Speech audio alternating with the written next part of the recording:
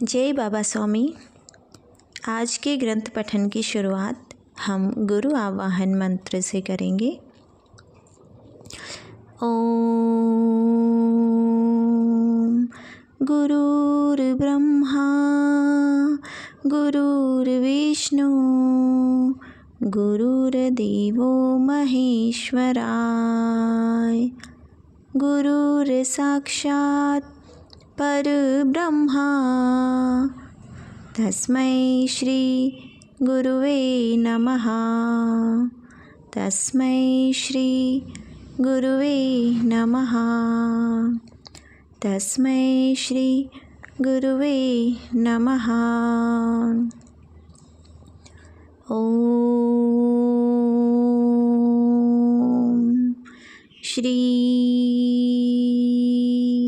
शिव कृपानंद स्वामी नमो नमः। जय बाबा स्वामी। कल हमने देखा कि गुरुदेव बता रहे थे कि जब शरीर व चित्त का तालमेल हो जाए और हम चित्त से जहाँ पर हैं वहीं पर शरीर से भी रहें तो ध्यान खुद ब खुद लग जाएगा। ध्यान करने की चीज़ नहीं, ध्यान होने की चीज़ है, वह हो जाता है। फिर गुरुदेव जुगनुओं के माध्यम से हमारा मार्गदर्शन कर रहे थे कि हमें दूसरों के दोष न देखते हुए पहले अपने ही दोष दूर करने चाहिए। फिर इस जगत का अंधेरा दूर हो या ना हो, अपना आत्मदीपक जला लेने से अपने आसपास का अंधेरा अवश्य दूर होगा। इसके बाद गुरुदेव मार्गदर्शन कर रहे थे कि किस प्रकार आत्मा अनेक योनियों में जन्म लेने के बाद मनुष्य योनि प्राप्त करती है और आत्मा को मनुष्य योनि में भी 7 जन्म लेने पड़ते हैं। फिर किसी सद्गुरु की कृपा व करुणा के कारण उसे आत्म साक्षात्कार प्राप्त होता है और ध्यान साधना करके अपने जीवन काल में ही मोक्ष की स्थिति प्राप्त करते हैं। फिर गुरुदेव मृत्यु के विषय में बोल रहे थे कि मृत्यु 3 प्रकार की होती है। अधिभौतिक, ये असमय आने वाली मृत्यु है। ये किसी बीमारी की वजह से होती है और यदि सही समय पर चिकित्सा सुविधा मिले तो इससे बचा जा सकता है। दूसरी है अधिदैविक, आत्महत्या करके या दुर्घटना में ये मृत्यु होती है। इसके बाद आध्यात्मिक मृत्यु होती है, यह समग्र मृत्यु है। इसके बाद पूर्ण मोक्ष मिलता है। अब आगे का पठन करते हैं। इस प्रकार से जब दूसरे का भला करने की शुद्ध इच्छा लेकर आत्मा बार बार जन्म लेती है तो बाद में भला करना उसका स्वभाव बन जाता है और इस स्वभाव के कारण जो आभा मंडल शरीर के आसपास निर्मित होता है वह शरीर त्यागने के बाद भी सदैव बना रहता है। इसलिए संत महात्मा की समाधि के पास हम चैतन्य की लहरियों को सालों बाद भी महसूस करते हैं, क्योंकि वहाँ पर वह शरीर रखा हुआ है जो शरीर अपने जीवन काल में लाखों आत्माओं के साथ जुड़ा था और लाखों आत्माएं उसके साथ जुड़ी हुई थी। इन चैतन्य लहरियों को हमारी आत्मा सदैव अनुभव करती है। इसलिए ऐसे सद्गुरु की समाधि के पास लाखों आत्माएं जाकर आत्म शांति पाती हैं। आत्मा इसलिए आत्म शांति पाती है क्योंकि उस समाधि के पास जाने पर उसका अस्तित्व शून्य हो जाता है और अस्तित्व शून्य इसलिए होता है क्योंकि समाधि के आसपास लाखों आत्माओं की सामूहिकता होती है। इस प्रकार से हम जान सकते हैं कि सामूहिकता में ही परमात्मा की शक्ति होती है। एक संपूर्ण, परिपूर्ण, समग्र आध्यात्मिक मृत्यु को प्राप्त करना व अपने आप को इस जीवन मरण के चक्र से मुक्त करना ही प्रत्येक आत्मा का उद्देश्य होता है। नियमानुसार मनुष्य के 7 जन्म होने के बाद ही मनुष्य को मोक्ष प्राप्त हो सकता है। यह पूर्ण चक्र मनुष्य को पार करना ही पड़ता है और कोई रास्ता नहीं है। हाँ, किसी जन्म में कोई जीवंत सद्गुरु मिल जाए तो वे अपनी आध्यात्मिक शक्तियों के कारण 7 जन्मों की इस यात्रा को एक जन्म में ही करा सकते हैं। पर प्रश्न यह है कि ऐसे सद्गुरु हमें मिलेंगे कहाँ और हम उन्हें पहचानेंगे कैसे और हम उन्हें मानेंगे कैसे। ऐसे सद्गुरु जीवन में तभी मिल सकते हैं जब वर्तमान में रहकर तुम उन्हें वर्तमान में खोजो और उन्हें पालो। सामान्यतः मनुष्य सद्गुरु की खोज भूतकाल में ही करता है, क्योंकि वह स्वयं भूतकाल में रहेगा तो भूतकाल का सद्गुरु उसे किसी पुस्तक में, किसी सद्गुरु के चरित्र में मिलेंगे और ऐसे भूतकाल के गुरु काल्पनिक होंगे, सत्य नहीं, क्योंकि सद्गुरु के जीवन काल के कई वर्षों के बाद उन पर लिखा जाता है। कितना सही, कितना काल्पनिक, क्या पता। क्यों? क्योंकि लिखने वाला उनका भक्त होगा और भक्त क्यों अपने सद्गुरु के दोषों का वर्णन करेगा।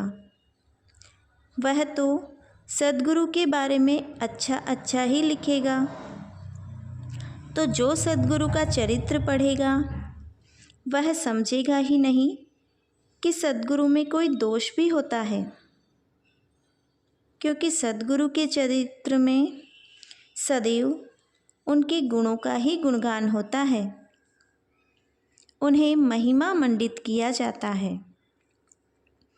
जो होता है उसे कई गुना बढ़ा चढ़ाकर कहा जाता है। बढ़ा चढ़ाकर लिखा जाना वह कभी कभी सत्य नहीं होता, अवास्तविक लगता है। जिस प्रकार बिना मलमूत्र के शरीर नहीं होता है, शरीर आया तो मल और मूत्र भी आएगा ही, ठीक उसी प्रकार शरीर आया तो शरीर के दोष आएंगे ही। बिना दोष के आज तक न कोई शरीर पैदा हुआ है और न होगा। बिना दोष का तो पुतला भी नहीं बनता है। प्रत्येक पुतला बनाने में, प्रत्येक मूर्ति बनाने में कोई न कोई दोष रह ही जाता है। तो जब मूर्ति दोष रहित नहीं बन सकती है तो मनुष्य का शरीर दोष रहित कैसे हो सकता है। एक प्रसिद्ध मूर्तिकार ने कहा था, मैंने 1065 मूर्तियों का निर्माण किया है और प्रत्येक मूर्ति में कोई न कोई दोष रह ही गया। हाँ, मैं आज नई मूर्ति बनाऊं तो यह अवश्य कह सकता हूँ कि उसमें 1065 मूर्तियों में पाया गया एक भी दोष नहीं होगा। फिर भी यह नई मूर्ति दोष रहित नहीं होगी। मैं इस नई मूर्ति के निर्माण में 1066वां दोष निर्माण करूँगा या निर्मित होगा। यह इसलिए होगा कि बिना दोष के निर्माण हो ही नहीं सकता है। तो बिना दोष के सद्गुरु का शरीर कैसे हो सकता है? सद्गुरु के शरीर के पास भी दोष तो होंगे ही, और हमारी पुस्तक के सद्गुरु दोष रहित होते हैं, इसलिए काल्पनिक होते हैं। और फिर हम वर्तमान में उन काल्पनिक सद्गुरु की खोज शुरू करते हैं। हमारी खोज की शुरुआत ही गलत दिशा में शुरू होती है, क्योंकि ऐसे सद्गुरु है ही नहीं, तो मिलेंगे कहाँ से? मनुष्य के दोष उसके जीवित होने के संकेत होते हैं, और फिर मनुष्य दोष रहित सद्गुरु की खोज करता है और एक सद्गुरु से दूसरे सद्गुरु के पास भटकता रहता है, क्योंकि एक सद्गुरु की शरण में गया, उन सद्गुरु के दोष देखे, उन्हें छोड़ दिया। फिर दूसरे सद्गुरु की शरण में गया, उनके दोष देखे, उन्हें छोड़ दिया। फिर तीसरे सद्गुरु की शरण में गया, उनमें दोष देखे, उन्हें छोड़ दिया, और जीवन भर भटकता ही रहा। अरे तू स्वयं ही दोष रहित नहीं है, तो तुझे दोष रहित सद्गुरु मिलेंगे कैसे? मनुष्य का स्वभाव ही है कि उसे दोष आसानी से पहले दिख जाते हैं, इसीलिए किसी भी जीवित सद्गुरु में वह दोष देख ही लेगा। पुस्तक के चरित्र के सद्गुरु जिन्हें वह मानता है, उनके दोष वह इसलिए नहीं देख पा रहा है क्योंकि वे सद्गुरु उसके जीवन काल में नहीं हैं। अगर यह शिष्य उनके जीवन काल में होता तो उन्हें भी नहीं मानता, उनके भी दोष देखता। जिस प्रकार शरीर पर त्वचा होती है, ऐसे ही शरीर पर दोष रहते हैं, पहले वे ही दिखते हैं।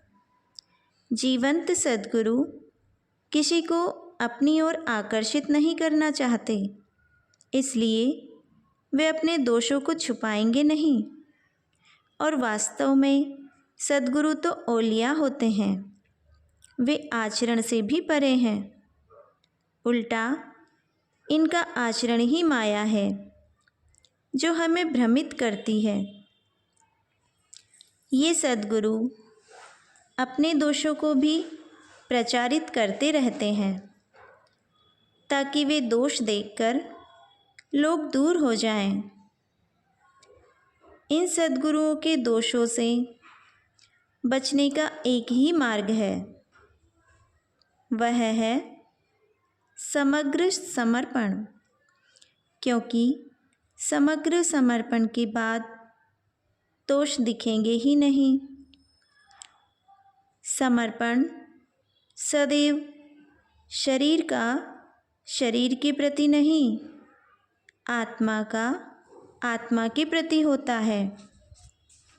और जब आत्मा के स्तर पर आप होंगे और आपका चित्त सद्गुरु की आत्मा पर होगा, तो दोष दिखेंगे ही नहीं, क्योंकि दोष तो शरीर के होते हैं, आत्मा तो परमात्मा का अंश है। आपको परमात्मा के दर्शन होंगे, आपको परमात्मा की अनुभूति होगी, चैतन्य का अनुभव होगा। और फिर हम जीवंत सद्गुरु को देखेंगे नहीं, सुनेंगे नहीं, केवल उनकी उपस्थिति अनुभव करेंगे। उनके सानिध्य का एक एक क्षण अपने चित्त में भर लेंगे। वे क्या कर रहे हैं, उधर ध्यान नहीं होगा। वे क्या बोल रहे हैं, उधर ध्यान नहीं होगा। वास्तव में सद्गुरु न तो बोलते हैं और न तो दिखते हैं, वे तो केवल अनुभूति कराते हैं। इसीलिए हमें उनके सानिध्य में अनुभूति करनी चाहिए। मैंने भी अपने जीवन में अनेक सद्गुरुओं का सानिध्य प्राप्त किया, पर दोष रहित कोई सद्गुरु नहीं देखा। हाँ, उनकी चैतन्य लहरियों के कारण मेरा ध्यान उनके दोषों पर कभी नहीं रह पाया था। मनुष्य का मोक्ष प्राप्ति का यह एकमात्र मार्ग है।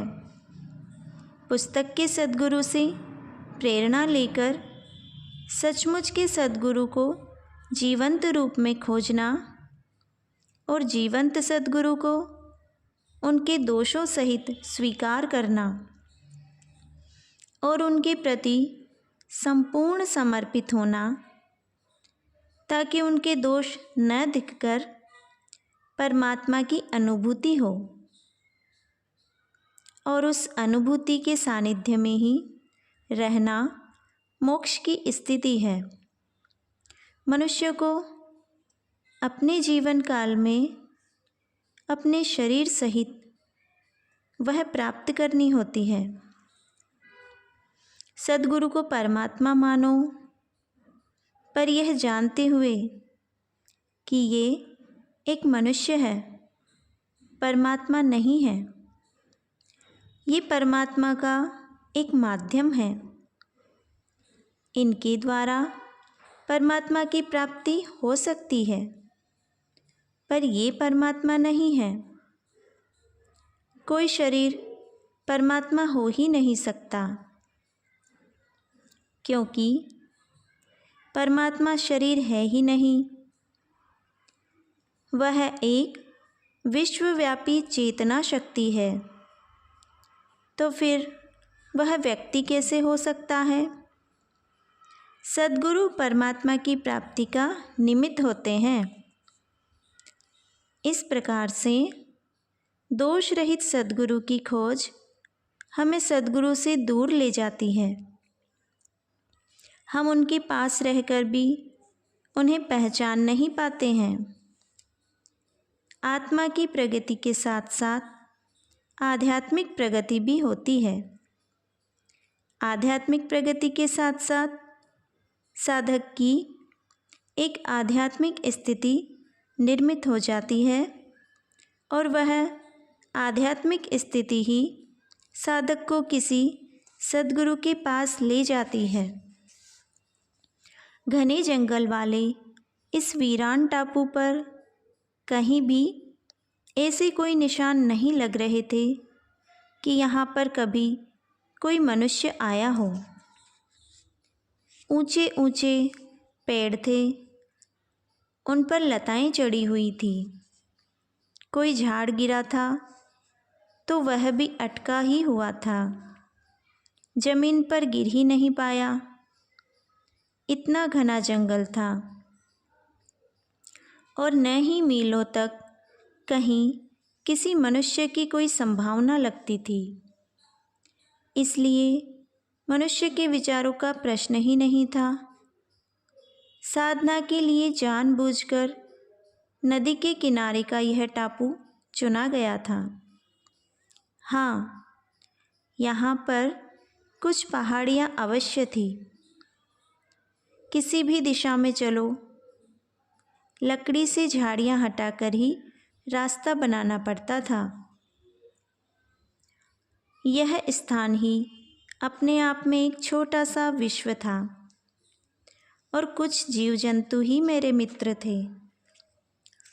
कुछ पक्षी ही मेरे पड़ोसी थे, क्योंकि गुरुदेव तो अधिकतर अपनी ध्यान साधना में ही मग्न होते थे। जंगली केलों के छोटे छोटे टुकड़े करके मैं चींटियों के घरों के पास जाकर डालता था। चींटियों का आपस में बड़ा सहयोग वाला भाव होता है। डाले हुए केले का टुकड़ा मैंने कभी भी किसी चींटी को खाते हुए नहीं देखा। वे चींटियाँ उस केले के टुकड़े के भी बारीक बारीक टुकड़े कर अपने घर के भीतर ले जाती थी।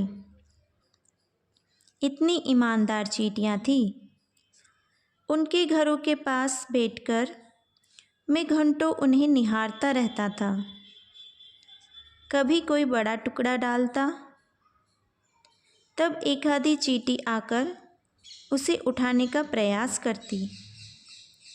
जब नहीं उठाया जाता तो अपने घर में जाती और वापस आती तो उसके पीछे चींटियों की लंबी कतार होती थी। वे कतार में आती और सब मिलकर प्रयास करती और धीरे धीरे उस बड़े टुकड़े को उठाकर अपने घर में ले जाती थी। उन्हें उसे ले जाने में बड़ा कष्ट होता था। तब मैंने उनसे ही क्षमा मांगी कि अब मैं कभी इतना बड़ा टुकड़ा नहीं डालूँगा जिसे उठाने में तुम्हें तकलीफ़ हो। मुझे अपने आप पर गुस्सा आया। अगर मैं छोटा टुकड़ा करके डालता तो मेरा क्या जा रहा था। मुझे ही मेरी गलती का एहसास हो गया था। मैं कार्य के प्रति उनके समर्पण से बहुत खुश होता था। कभी कभी तो एक छोटी सी चींटी उसके आकार से कई गुना अधिक बड़ा टुकड़ा भी खींचकर ले जाती थी। उसे उसके लिए लगातार प्रयास करना पड़ रहा था। बड़ी लगन व मेहनत से वह कार्य कर रही थी। फिर मेरे लिए यह एक आकर्षण ही हो गया, उन्हें निहारना, उन्हें देखना। पर मैंने आज तक किसी चींटी को खाते हुए कभी नहीं देखा है। सदैव चींटियाँ संग्रह करते हुए ही देखी गई थीं। गजब की संगठन यंत्रणा उन चींटियों में थी। कभी उन्हें लड़ते हुए नहीं देखा। वे वापस जाती हुई आने वाली चींटियों के मुंह के पास मुंह ले जाकर कोई संदेश देती थी और फिर आगे बढ़ जाती थी। कोई तो संप्रेषण उनके बीच में होता था और गजब का संवाद साधन उनके बीच दिखता था। मुझे तब लगा, संगठन का ढांचा इन चींटियों जैसा होना चाहिए। शायद यही हो कि प्रत्येक कमज़ोर व्यक्ति, गरीब व्यक्ति, निराधार व्यक्ति, जिसका कोई सहारा नहीं हो, ऐसे बेसहारा व्यक्ति, अति विचारों से त्रस्त व्यक्ति अगर एकत्र हो जाएं और यह पहले समझ ले कि हम समाज के कमज़ोर, दीनहीन लोग हैं, तो वे सदैव यह याद रखेंगे कि अब संगठन ही हमारी सामूहिक शक्ति बन सकती है, क्योंकि अकेले तो किसी काम के नहीं हैं और संगठित रहना हमारी आवश्यकता है। और इस संगठन की शक्ति से समाज के कमज़ोर लोग एक साथ आ सकते हैं।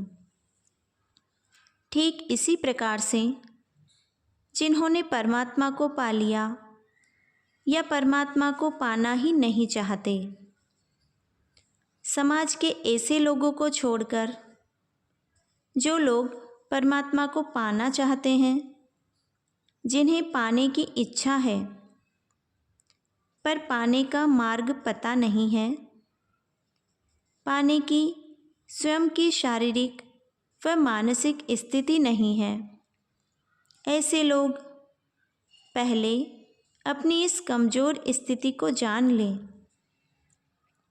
और एकत्र होकर प्रयास करें और अपना एक अच्छा संगठन तैयार करें, तो सामूहिकता में मोक्ष प्राप्त कर सकते हैं। क्योंकि मैं मोक्ष प्राप्त कर सकता हूँ, यह मैं का अहंकार उनमें नहीं होगा। मैं ध्यान कर सकता हूँ, इसका अहंकार भी उनमें नहीं होगा, क्योंकि वे जान जाएंगे हम अकेले किसी काम के नहीं हैं। और जब वे यह जानेंगे तो हम ध्यान करते हैं, हम मोक्ष प्राप्ति चाहते हैं, ऐसी सामूहिकता से भरे हुए शब्दों का प्रयोग करेंगे और सामूहिकता में मोक्ष प्राप्त करेंगे।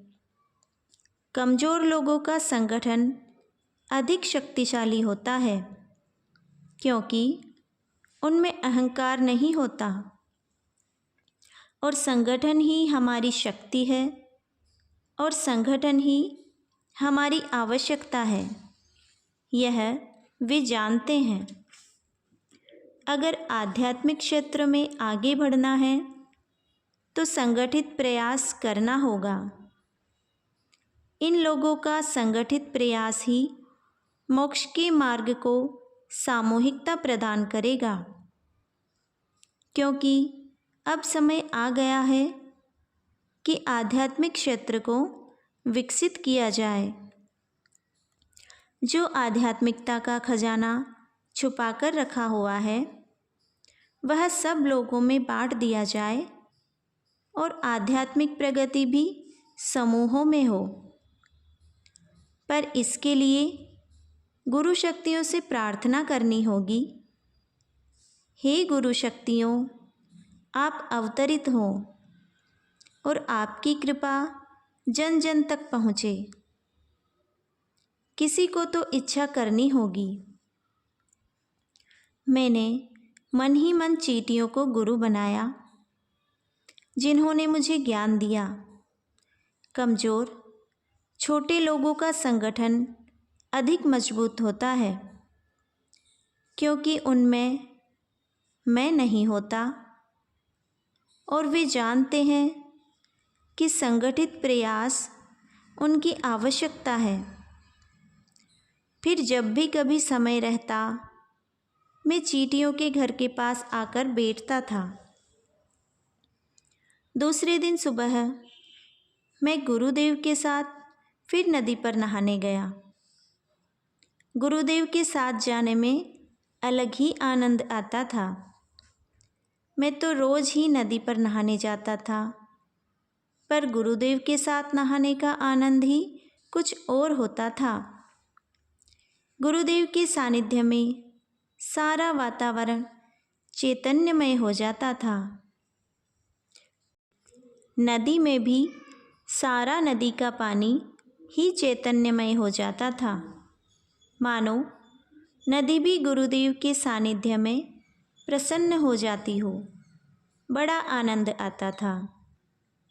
सदैव ऐसा लगता था यह क्षण बस यहीं थम जाए और इसी क्षण पर ही जीवन समाप्त हो जाए, क्योंकि अब पाने के लिए कुछ बचा ही नहीं। अब क्या जीना है। जय बाबा स्वामी। आज के ग्रंथ पठन को यहीं पर विराम देते हुए अब शांति पाठ करेंगे। ओम द्यो शांति अंतरिक्षगं शांति पृथ्वी शांति रापः शांति औषधयः शांति वनस्पतयः शांति विश्वे देवाः शांति ब्रह्म शांति सर्वगं शांति शांतिरेव शांति सामा शांतिरेधि। ओम शांति शांति शांति सर्वरिष्टसु शांतिर्भवतु। जय बाबा स्वामी।